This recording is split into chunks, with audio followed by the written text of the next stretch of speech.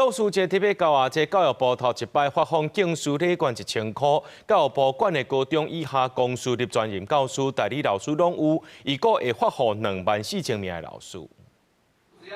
配合建设活动，激励教师士气，也甲提升教师工作绩效。教育部长陈英尧初八伫教育部内部会议确定，比照公务人员激励办法，发放1000块的敬师礼券。教育部所管辖的高中以下学校公私立专任教师、代理教师适用，预估2400万经费，发放2.4万的老师。只是一个聊表我们对老师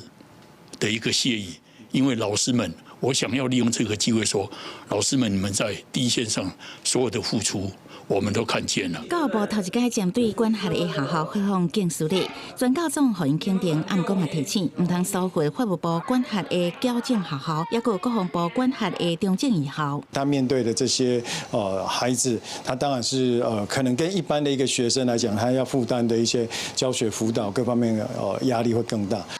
今年各县市的敬师礼，六都的台北市甲新北市维持去年2000块甲1000块礼券，桃园、台中甲高雄市600至1000块礼券，台南市为330条到600块礼券，其他县市也是以今年的2000块上济。宜兰县去年是200块，今年是600块礼券；嘉义县市去年是敬师卡，今年是礼券600块，差不多拢有增加。啊，毋过有基层教师是讲，更较希望教育部甲地方政府会当解决目前面临的困境。 老师其实不太在意那个1000块，坦白讲，我比较在意的是